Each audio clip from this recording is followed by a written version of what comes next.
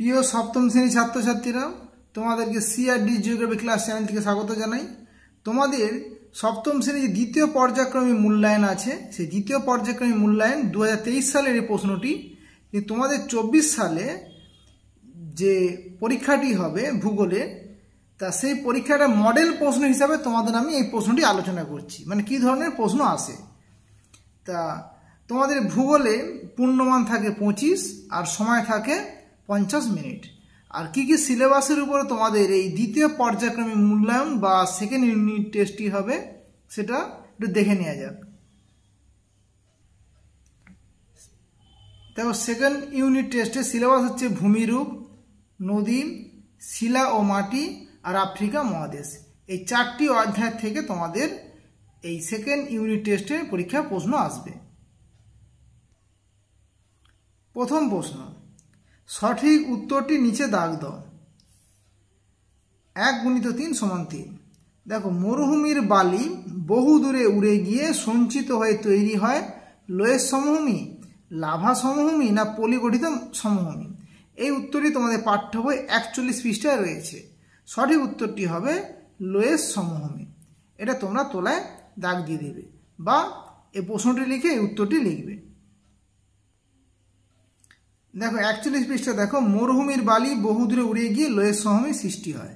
এটা ভালো করে পড়বে। আর এই গোবি মরুভূমি থেকে বালি উড়ে গিয়ে চীনের হুয়াংহো নদীর অববাহিকায় এই লোয়েস সমভূমিটি সৃষ্টি হয়েছে।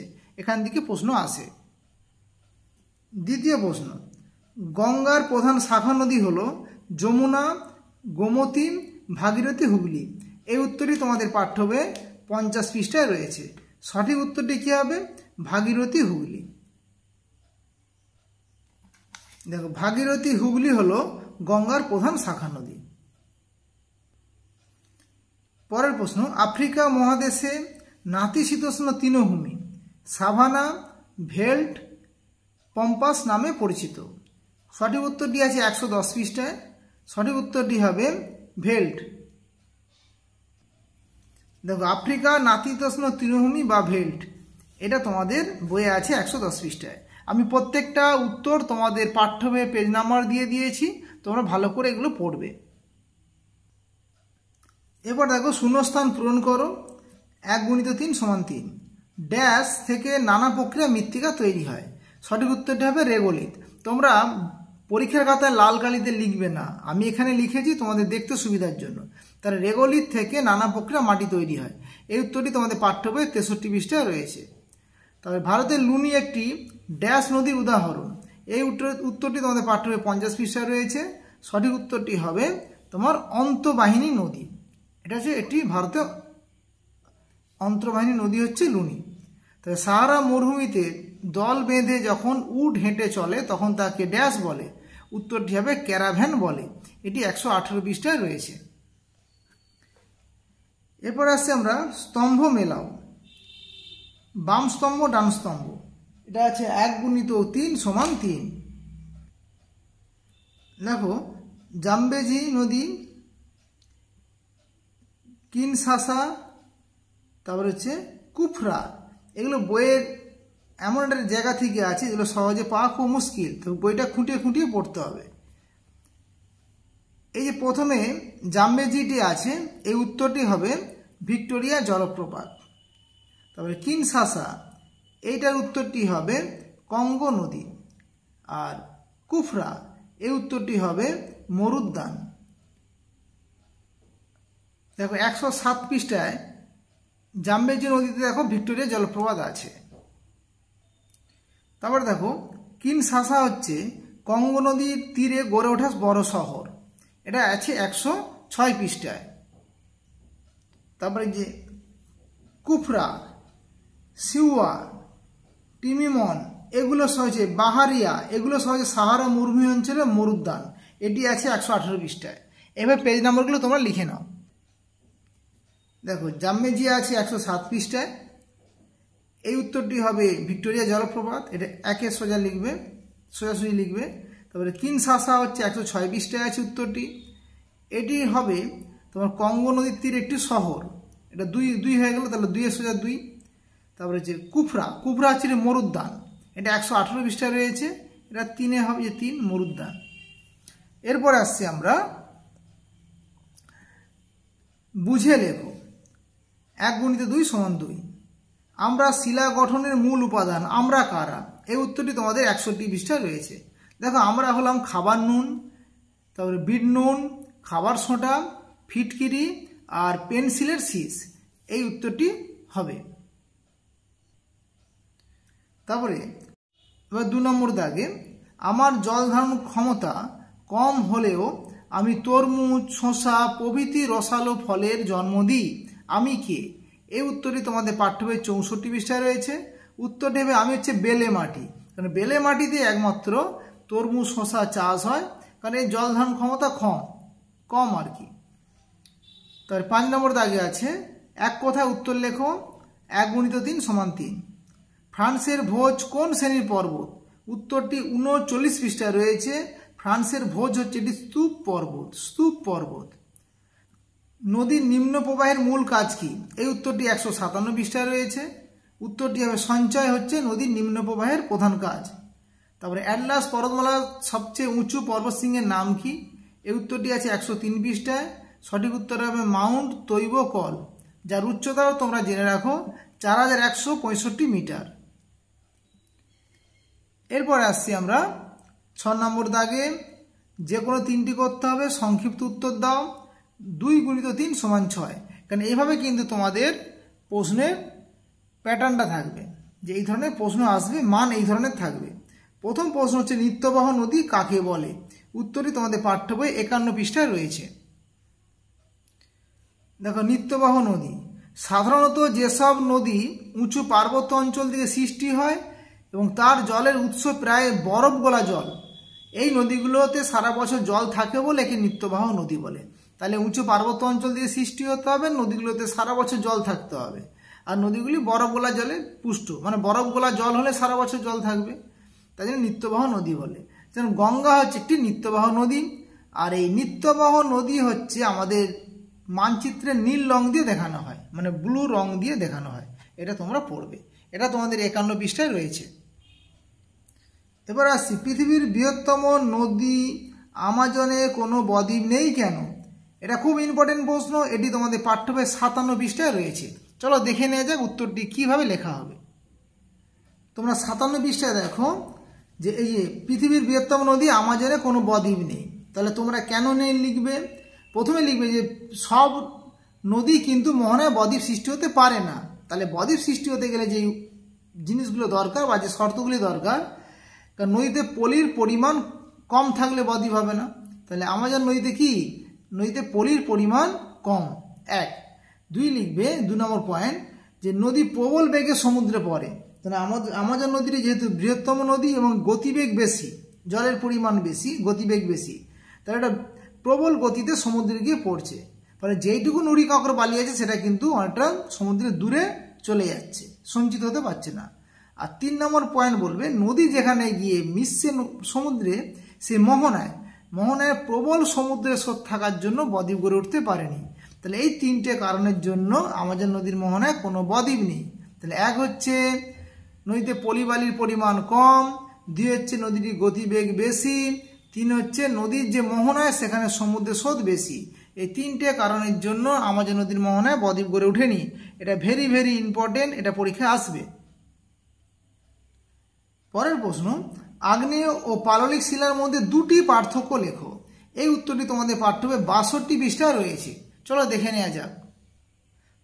তোমরা 62 পৃষ্ঠায় খোলো, দেখো আগ্নেয় শিলা।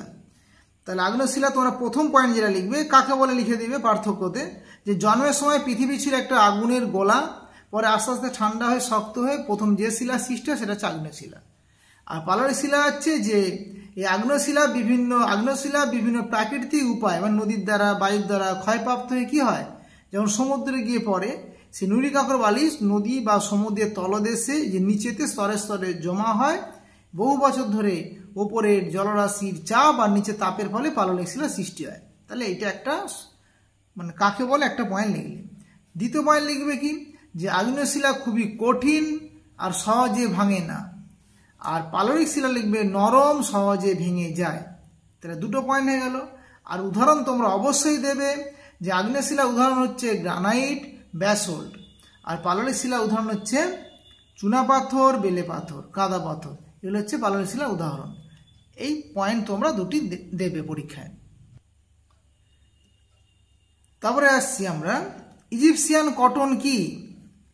এই উত্তরটি তোমাদের পাঠ্য বই 114 পৃষ্ঠায় রয়েছে, এই ইজিপশিয়ান কটন। চলো দেখে নেওয়া যাক উত্তরটা কি আছে। দেখো 114 পৃষ্ঠায় দেখো, নীল নদের বদ্বীপ অঞ্চলে প্রচুর লম্বা আঁশের তুলোর চাষ হয়। সারা বিশ্ব জুড়ে এই যে লম্বা আঁশের যে তুলো চাষ হয়, সেই লম্বা আঁশের তুলো হচ্ছে সারা বিশ্ব জুড়ে নাম আছে, ঠিক আছে, সুনাম আছে। তাই একে আমরা বলছি যে এই যে কটনটির নাম হচ্ছে ইজিপশিয়ান কটন। তোমরা এখান থেকে এতটা লিখবে। ছবিটা তোমরা দেখতে পাচ্ছ, ইজিপশিয়ান কটন মানে তুলোর কেমন ছবি, এই জায়গাটা দেখা যাচ্ছে, এটা তোমরা লিখবে। পরের প্রশ্ন, ওয়াদি কি? এই ওয়াদি তোমাদের পাঠ্য বই 117 পৃষ্ঠায় রয়েছে। দেখো 117 পৃষ্ঠায় দেখো, ওয়াদি যে মরুভূমি অঞ্চলে কি হয়েছে, যে অনেক শুকনো নদী খাত থাকে, মানে যেই নদী খাতগুলিতে সারা বছর জল থাকে না, শুকিয়ে যায় আর কি। যখন বৃষ্টিপাত হয় তখন জল থাকে, পরে শুকিয়ে যায়। তাহলে মরুভূমি অঞ্চলের যে শুষ্ক নদী খাতগুলোকে বা শুকনো নদী খাতগুলোকে ওয়াদি বলে। এটা সাহারা মরুভূমি অঞ্চলে দেখতে পাওয়া যায়। এছাড়া তোমরা পাঠ্য বইয়ের রেক, হামাদা, আর্ক এগুলো দেখে রাখবে, এখান থেকে একটা প্রশ্ন আসে। এরপর আসছে আমরা 7 নম্বর দাগে, যে কোনো একটি প্রশ্নের উত্তর দাও। এটা বড় প্রশ্ন, 5 × 1 = 5, তার আমাদের 25 নম্বর হয়ে গেল। প্রথম প্রশ্ন, আফ্রিকা মহাদেশের জলবায়ু তারতম্যের কারণ আলোচনা করো। এই উত্তরটি তোমাদের 108 পৃষ্ঠায় রয়েছে। 108 পৃষ্ঠা দেখো, আফ্রিকা মহাদেশের জলবায়ু স্বাভাবিক উদ্ভিদের বৈচিত্র্যের কারণ আছে। এখানে জলবায়ু তারতম্যের কারণ এই 4টি পয়েন্ট লিখবে। 1 অক্ষরেখা, 2 সমুদ্র থেকে দূরত্ব, 3 সমুদ্র স্রোত, 4 হচ্ছে উচ্চতা। তাহলে অক্ষরেখার সম্পর্কে এটা লিখবে, এখানে সমুদ্রের দূরত্ব এখানটা লিখবে, সমুদ্র স্রোত এটা লিখবে, উচ্চতা এটা লিখবে। এই যেটা ভালো করে তোমরা পড়ে নেবে, ঠিক আছে। দ্বিতীয় প্রশ্ন, মাটি সৃষ্টির নিয়ন্ত্রকগুলি আলোচনা করো। এই উত্তরটি তোমাদের পাঠ্য বই 63 পৃষ্ঠায় রয়েছে। এটা পরীক্ষায় ভেরি ভেরি ইম্পর্টেন্ট, এই দুটোই খুব ইম্পর্টেন্ট। দেখো পাঠ্য বইয়ের 63 পৃষ্ঠায় মাটি সৃষ্টির নিয়ন্ত্রক শিলা। তাহলে শিলা থেকে মাটি সৃষ্টি হয়। তা শিলাটা হচ্ছে বিভিন্ন জলবায়ু, স্বাভাবিক উদ্ভিদ এগুলি দ্বারা শিলাটি ভেঙে চূর্ণ বিচ্ছিন্ন হয়ে মাটি সৃষ্টি হয়। তারপরে জলবায়ু মানে যেখানে উষ্ণতা, বৃষ্টিপাত, আর্দ্রতা, সেই জায়গাতে কি হয়, সেইগুলো শিলার উপরে প্রভাব ফেলে এবং শিলা ভেঙে চূর্ণ বিচ্ছিন্ন হয়ে মাটি সৃষ্টি হয়, এটা তোমরা লিখবে। আচ্ছা, ভূপ্রকৃতি, সমতল জায়গায় মাটির গভীরতা বেশি, ঢালু জায়গায় মাটি কম সৃষ্টি হয় বলে গভীরতা কম। এই ভূমির ঢাল বা ভূপ্রকৃতি এটা সম্পর্কে লিখবে। আর জীবজগৎ মানে উদ্ভিদ ও প্রাণী, তারা যখন মরে যায় তারা শিলার মধ্যে মিশে যায়, চূর্ণ বিচ্ছিন্ন পদার্থের মধ্যে মিশে যায়, বা উদ্ভিদের শেকড় শিলার মধ্যে প্রবেশ করে শিলাকে ভেঙে চূর্ণ বিচ্ছিন্ন করে দেয়, বা উদ্ভিদের পাতা বা প্রাণীদের দেহবাসে যখন শিলার মধ্যে পচে যায় বা তোমার নুড়ি কাকর বালির মধ্যে মিশে যায়, তখন সেটা জৈব মৃত্তিকা সৃষ্টি করে। এটা তোমরা সুন্দর করে লিখবে। এবার আসি, উৎপত্তি অনুসারে মালভূমির শ্রেণীবিভাগ করো। এটা খুব ইম্পর্টেন্ট প্রশ্ন, তোমাদের পাঠ্য বই 40 পৃষ্ঠায় রয়েছে। এগুলো সব মডেল প্রশ্ন আলোচনা করলাম। এই ধরনের কিন্তু সেকেন্ড ইউনিট টেস্টে পরীক্ষায় প্রশ্ন আসে। তোমরা 40 পৃষ্ঠায় যে মালভূমি বলেছি শ্রেণীবিভাগ, মানে পরবেষ্টিত মালভূমি, মানে ভূমিল পর্বত যখন সৃষ্টি হয়, তার এই ভূমিল পর্বত সৃষ্টি হওয়ার সময় যে পার্শ্বচাপ হয়, তার ফলে চারিদিকে কি হয়, ভাঁজ হয়ে যায়। সেই চারিদিকে ভূমিল পর্বত মানে ভাঁজ পর্বত সৃষ্টি হলে তার মাঝখানে স্থানটি উঁচু হয়ে গিয়ে এই মালভূমি সৃষ্টি হয়। যেটা পর্বত দ্বারা, যে এক বা একাধিক পর্বত দ্বারা যেহেতু এই মালভূমিটা ঘেরা থাকে, তাই একে পরবেষ্টিত মালভূমি বলে। এই ভূমিল পর্বত সৃষ্টি হওয়ার সময় এটি মালভূমিটি সৃষ্টি হয়েছে। ভূমিল পর্বত সৃষ্টি হওয়ার সময় মালভূমিটি সৃষ্টি হয়েছে বা গঠিত হয়েছে। উদাহরণ দিবে, যেমন হিমালয় আর কুয়েনলুন পর্বতের মাঝখানে তিব্বতের মালভূমি। সুন্দর করে এটা লিখবে। আর তারপর লিখবে যে লাভা গঠিত মালভূমি, যে অগ্নুৎপাতের সময় গরম লাভা যখন বাইরে বেরিয়ে এসে বহুদূর পর্যন্ত কি হয়, ছড়িয়ে পড়ে, তারপর সেটা ঠান্ডা হয়ে গিয়ে জমাটবদ্ধ হয়ে যে মালভূমি সৃষ্টি হয় সেটা হচ্ছে লাভাগঠিত মালভূমি। ভারতে দাক্ষিণাত্যের মালভূমি, মালব্য মালভূমি, এটা হচ্ছে লাভাগঠিত মালভূমি। তারপর আসছি ব্যবচ্ছিন্ন মালভূমি। ব্যবচ্ছিন্ন মালভূমি হচ্ছে যে সমস্ত মালভূমিগুলি কঠিন এবং নরম শিলা দ্বারা গঠিত, সেগুলো কি হয়, সেগুলি বিভিন্ন প্রাকৃতিক শক্তি দ্বারা, নদীর দ্বারা, বাতাসের দ্বারা ক্ষয় পেয়ে কি হয়, এমন মালভূমিগুলি এমন উঁচু থাকবে আর ক্ষয় পেয়ে নিচু হয়ে যাবে, উঁচু হবে নিচু হয়ে যাবে। তাহলে এই নদী দ্বারা এই মালভূমিগুলো সব বিচ্ছেদ হয়ে যায়। তাহলে নদী দ্বারা বিচ্ছেদ হয়ে যাওয়ার জন্য একে বলছি আমরা বিচ্ছিন্ন মালভূমি বা ব্যবচ্ছিন্ন মালভূমি। যেমন আমাদের ছোটনাগপুর মালভূমি হচ্ছে, এই ছোটনাগপুর মালভূমি হচ্ছে একটি ব্যবচ্ছিন্ন মালভূমির উদাহরণ।